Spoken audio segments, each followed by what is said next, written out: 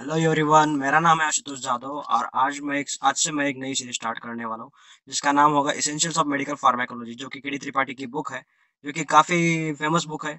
सब उसी को प्रेफर करते हैं। अगर आप मेडिकल स्टूडेंट है, अगर आप फार्मेसी स्टूडेंट है, तो आपके लिए एक बुक काफ़ी फायदेमंद है। तो इसमें से आज हम देखेंगे चैप्टर 1, जो कि होगा इंट्रोडक्शन रूट्स ऑफ ड्रग्स। अब ये चैप्टर जो है इंट्रोडक्शन रूट्स ऑफ ड्रग्स, तो ये थोड़ा बड़ा चैप्टर है, इसलिए मैंने इस चैप्टर को दो पार्ट में डिवाइड कर रखा है।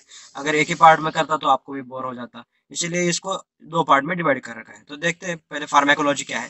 फार्माकोलॉजी जो है, अगर देखा जाए तो बायोलॉजी जो होता है, बायोलॉजी में दो पार्ट्स होते हैं, जैसे कि बॉटनी और जूलॉजी। बॉटनी क्या है? बॉटनी साइंस ऑफ प्लांट्स है, और जूलॉजी क्या है? साइंस और स्टडी ऑफ एनिमल्स है।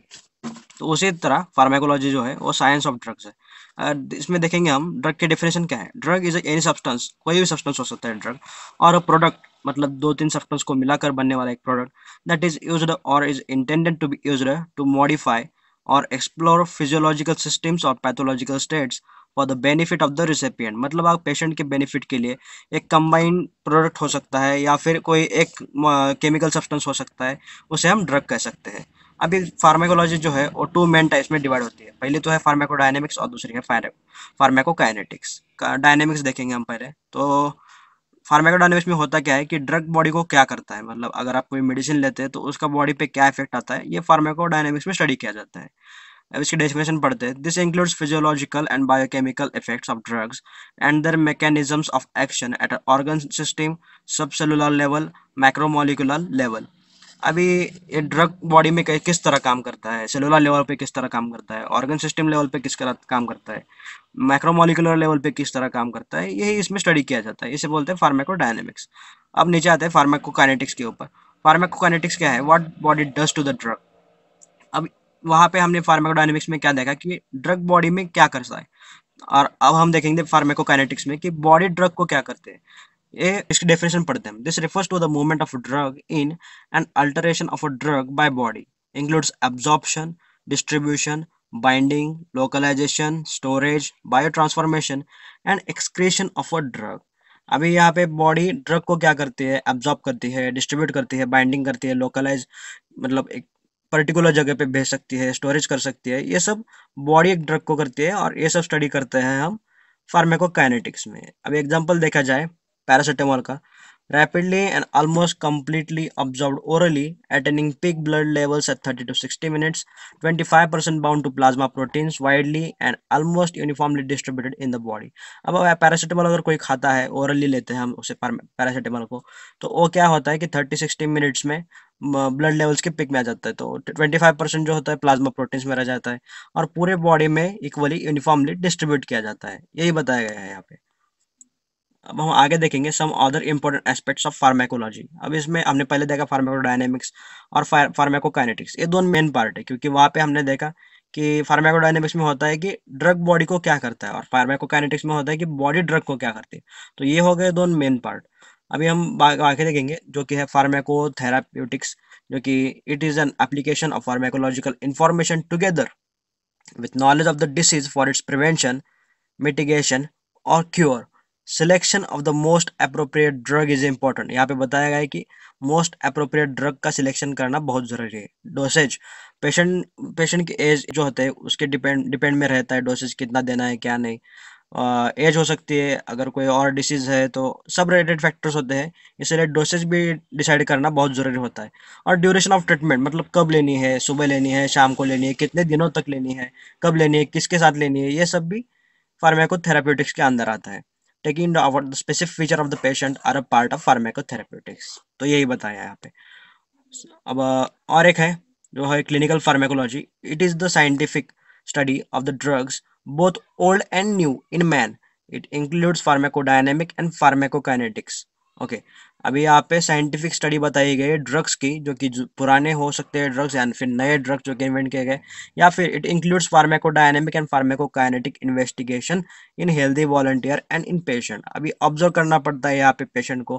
फार्माकोडायनेमिक्स मतलब वहाँ पे ड्रग क्या करती है बॉडी को, फार्माकोकाइनेटिक बॉडी क्या करती है ड्रग को, इन सबको कंसिडर करते हुए evolution of efficiency and safety of drugs and comparative trials with other forms of treatment, surveillance of patterns of drug use, adverse effect etcetera. तो यही बताया गया है यहाँ पे, the aim of the clinical pharmacology is to generate data for optimum use of drugs and the practice of evidence based medicine.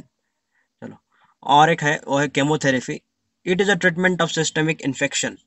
अभी ये chemotherapy क्या होता है, एक सिस्टमेटिक इन्फेक्शन के ऊपर इसकी ट्रीटमेंट होती है विथ स्पेसिफिक ड्रग्स बताया यहाँ पे, that have selective toxicity for the infecting organism malignant cell with no और minimal effect on the host cell. अभी बाकी सेल्स जो है होस्ट सेल के, उसके ऊपर हमें ट्रीटमेंट नहीं करनी, हमें एक स्पेसिफिक जगह पे या फिर स्पेसिफिक ड्रग के साथ स्पेसिफिक एरिया में अगर ट्रीटमेंट करनी है तो ये केमियोथेरेपी वहाँ पे काम आती है। अब हम आते हैं ड्रग्स की तरफ। अब ये ड्रग्स जो है वो दो पार्ट्स में डिवाइड किए जाते हैं, वो है फार्माकोडायनेमिक एजेंट और केमोथेराप्यूटिक एजेंट। अभी देखते हैं फार्माकोडायनेमिक एजेंट क्या होता है। This are design to have pharmacodynamic effects in the recipient. अभी ड्रग के बॉडी के ऊपर जो इफेक्ट होने वाले हैं वो रेसिपिएंट में होने के लिए डिजाइन किए जाने वाले ड्रग्स होते हैं। केमोथेराप्यूटिक एजेंट्स जो होते हैं, this are design to inhibit और किल इन्वेडिंग पैरासाइट और malignant cell and have no minimal pharmacodynamic effect in the recipient। अभी उस अगर कोई ड्रग है, अगर कोई मेडिसिन है तो उसका अदर सेल के ऊपर इफेक्ट नहीं होना चाहिए, केमोथेरापेटिक इफेक्ट होना चाहिए। इसीलिए ये ऐसे ड्रग्स खास डिजाइन किए जाते हैं जो कि मैलिग्नेंट सेल के ऊपर ही हार्म करते हैं, उसी को किल करते हैं, फिर उसी को इन्वेड करते हैं बाकी सेल्स को बिना हार्म किए हुए।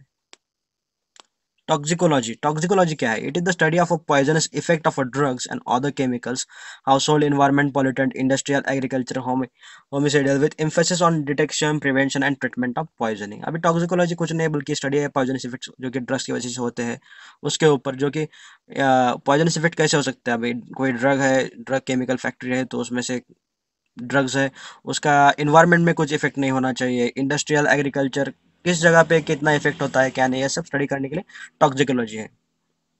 अभी हम देखेंगे ड्रग। अब हम आते हैं ड्रग नॉमेनक्लेचर के ऊपर। तो यहाँ पे ड्रग नॉमेनक्लेचर जो है वो 3 कैटेगरीज में डिवाइड है। पहला तो है केमिकल नेम, दूसरा आता है नॉन प्रोप्राइटरी नेम, तीसरा आता है प्रोप्राइटरी नेम जिसे हम ब्रांड नेम भी कहते हैं। तो पहले हम देखते हैं केमिकल नेम क्या होता है। It describe the substance chemically. Example, अभी केमिकल नेम क्या होता है, जो ड्रग होता है या फिर जो सब्सटेंस होता है उसको डायरेक्ट केमिकली नाम दिया जाता है। फॉर एग्जाम्पल देखते हैं हम, 1 isopropyl amino 3 1 naphthyloxy propane 2 ol for propranolol.